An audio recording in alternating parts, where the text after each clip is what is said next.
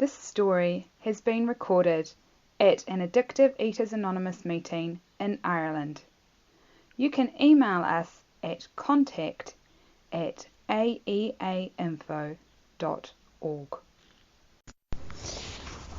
Hi, my name is Serena and I'm addicted to food, and it's great to see our full meeting here this evening. There's 6 of us here in the room in Dublin, and I'm blessed to have a meeting to come to, and I'm blessed to have all of you in my life to get to hear your message of recovery that ye carry to me, and that I get to share my head with other people and get to have the grace of your recovery in my lives. So absolutely blessed to be here this evening. And the topic for this evening's meeting is that line that was read earlier from A Vision for You on page 164. And the line is, God will constantly disclose more to you and to us. And I was thinking about just the different ways that God has disclosed more to me over the last number of years. And yesterday morning I was at home in where I grew up down the country. It's about an hour from here, just over an hour.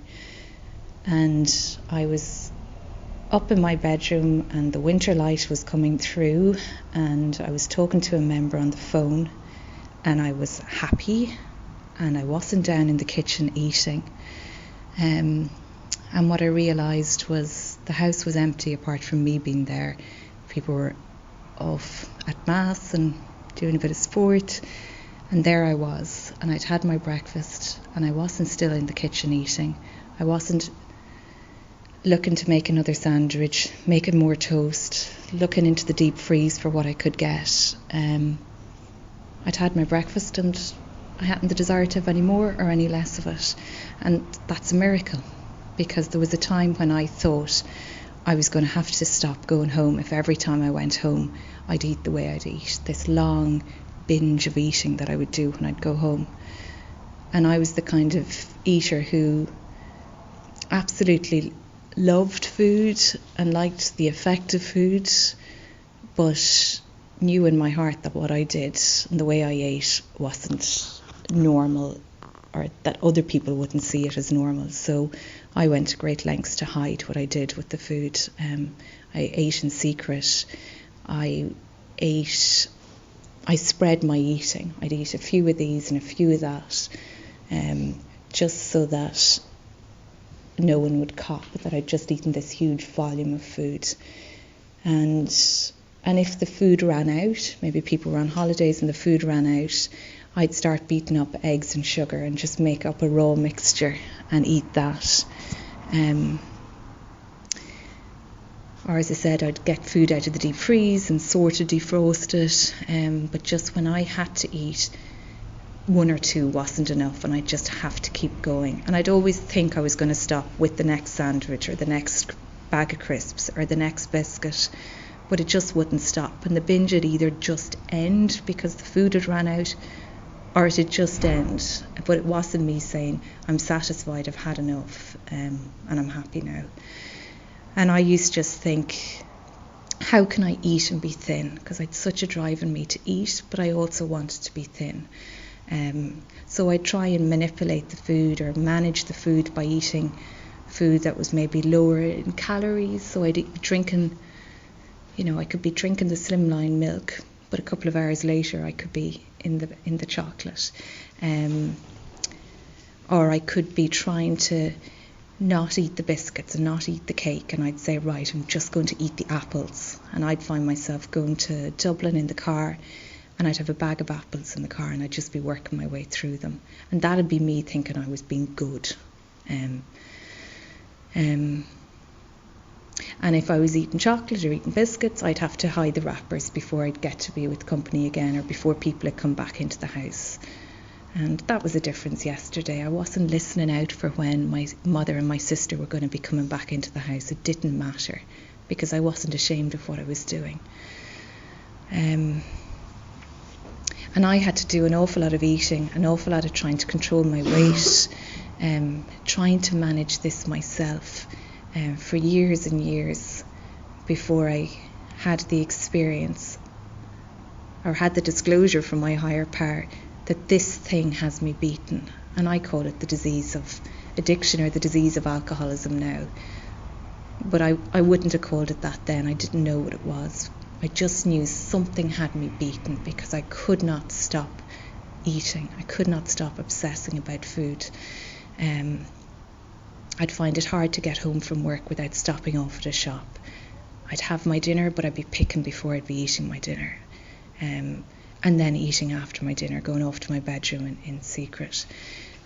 Up and down off the scales. And, and doing things like going to weight loss clubs, trying to walk off the weight. And my weight would just be going mainly up, but sometimes a little bit down. And if it was, I'd be happy with that. But it was never enough. So thank God I got to a place where I had a sense of this thing having the better of me, and that if I lived to be 70, it'd be the same, only worse. And up until then, I hadn't had that realisation or that disclosure. I thought I would be okay. I thought I'd be able to, be okay on Monday. I'd dust myself down, I'd try again, and there was always one more try in me. And it just had to get bad enough over the years to realise I can't do this, I can't manage this. And at that time as well, I could see that I could blame nothing. There was nothing on the outside world that could explain why I'd eat the way I'd eat. And I had no idea at that stage that the problem was in my mind. Really, I saw that the problem was food and weight, and maybe a little bit about how I got on with other people. About 5% of my problem was that. That's what I thought then.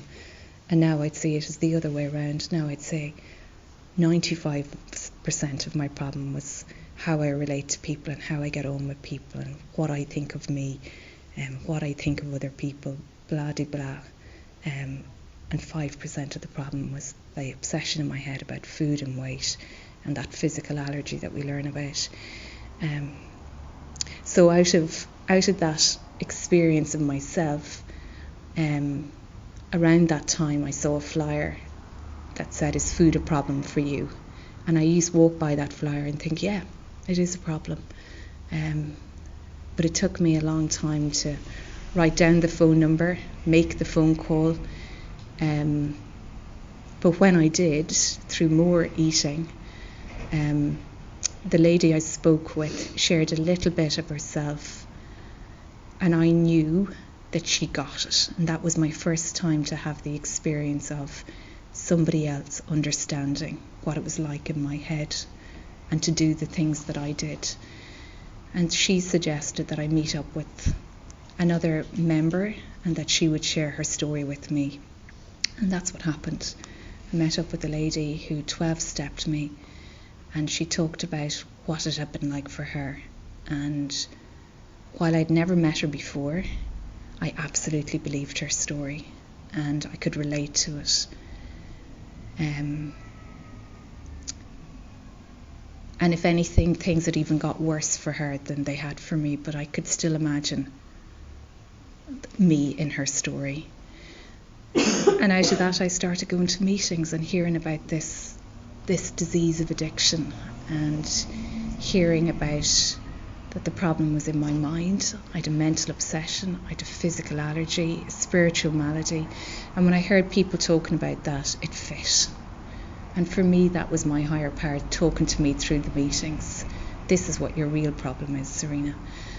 And later on, although I was going to the meetings and I got great relief out of going to the meetings, it didn't stop me eating. And that experience for me was another disclosure, and it was that just because I know I have this problem, just because I know I have this addiction, doesn't give me the necessary power not to pick up that first one. And I needed to have that experience. Like they talk about in the big book, lack of power was our dilemma. And for me, while going to meetings was great, it didn't provide the power that I needed not to pick up the first one. And out of that experience, I asked a member to be my sponsor, and that was the most frightening thing I'd ever done. I was frightened that things might even get worse, that I might even put even more weight on. I was frightened of what I might have to do. I was frightened of letting somebody else tell me what to do with the food and other areas of my life. And I didn't know if I could stay sober for a day. I didn't. But at that stage, the pain of where I was at was just slightly more than the fear of what will happen to me if I have a sponsor. And I'm glad I got to that point. And out of that, I felt that the cards were thrown up in the air and that I just might be okay. I just might be okay. And my sponsor just said to me, you know, can you do this for a day? You know, can you try for a day? Because I was thinking about, what about if I get married? What about my birthday? And my birthday was months off, and I wasn't going out with somebody, and yet these were the fears that were in my head.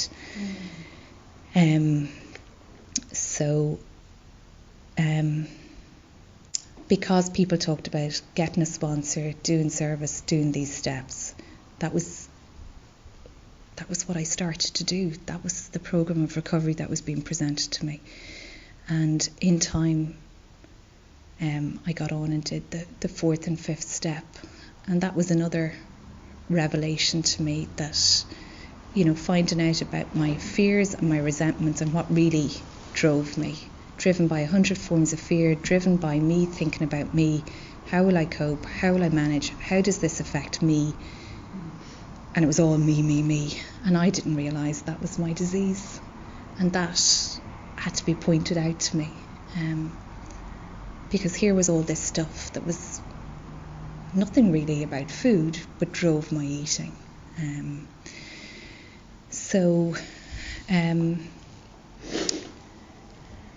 I think, you know, God constantly discloses more to you and to us. I think when I keep coming to meetings and keep in touch with other members, what God keeps disclosing to me is, this is the disease you have, this is recovery, this is what you need to do. And I keep needing to be reminded of what the program of recovery is and what I need to do, or how the disease is playing out in my life. And, you know, more recently, I've had that experience of the second half of the first step, just that sense of my life is unmanageable by me, and feeling that I wasn't spiritually growing, and not knowing why I was getting uncomfortable. And what I'd hear at one of the meetings I'd go to, I'd hear, when you've any trouble at all, share it with another alcoholic. And that's what I kept hearing. And I think that's the message God wanted me to hear, because I could see that I was doing a lot of the other stuff that people were talking about, but I hadn't frequent contact with my sponsor, and I had much less frequent contact with other members than other people would have. And I asked a member who was sober decades, I just talked to her about it, and she spoke to me about her experience of sponsorship. And what that showed me was, my gosh, if she needs to be in touch with the sponsor after that length of time, I, who haven't a fraction of her recovery, surely would need to have a sponsor.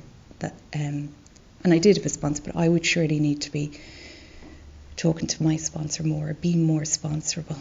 And that was just quite a difficult time, and there was plenty of tears around that time. But it just, I suppose what came out of that for me was, I'm much better off when I'm in regular contact with the sponsor and other members. It's just, if other members can live without that regular contact, fine, but it just wasn't my experience. That I was much better when I'd have regular contact. And I see that as a way of God, again, disclosing more to me. You know, that if I'm in touch with the sponsor, I get to share my bits and pieces some things I might think are important aren't so important. Things that I don't think are important, my sponsor can see an importance to them, or how I might need to do something a bit different, or how I need to let something go. And I would see that as just allowing a grace into my life, that if I share with somebody else, this is what I think is going on, what do you think? It just allows a grace in. And that's hugely powerful. And I had that experience at the weekend, just being at a family party, lovely people, but just feeling that bit of disconnection and that feeling of, I didn't bring the right present, I should have done something different. And just getting a few minutes to go out at the party and just share with another member, this is what's going on. And she's sharing recovery back at me, and a bit of, sharing recovery, not entertaining the disease. And I go back in and everything's different. And yet nothing has changed in the room, but everything is different for me. I got speaking with a girl who, just having a lovely conversation with her. My present is now okay in my head, and I'm lighter, and I don't have to eat at that party. I'm not there going around trying to see how I can sneakily get more food, or leaving the party and going off and getting food in secret, and that's a miracle. So I think my higher power, I don't know, I think I call him God. I think he's asking me to trust. I think he's asking me to enjoy life, enjoy the people in it. He's saying to me, you've this great gift of recovery that's been given to you, that now I get to see people in a different way. That I'm not blocked with the food today, but I can, and any given day I can get blocked with other stuff, fears, or me thinking about me, but there's a way out of it. I can pray, I can talk with my sponsor, I can talk with another member, I can come to a meeting, and I don't have to be stuck for long, and I certainly don't have to eat over it, and that's absolutely powerful.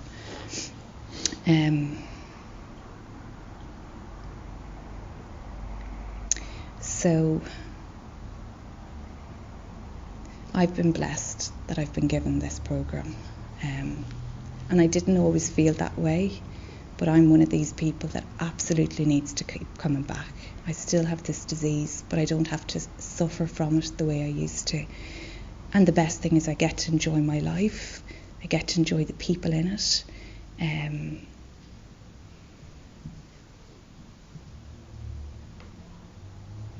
I get to be in love. I get to have a different relationship with my higher power. And I've been told here the best is yet to come. And I do want the best. And I believe if I keep coming back, and by the grace of God keep in touch with other members, that I don't ever have to know what it's like to self-destruct again. And more will be revealed. More good stuff, I hope. So thank you for listening to me.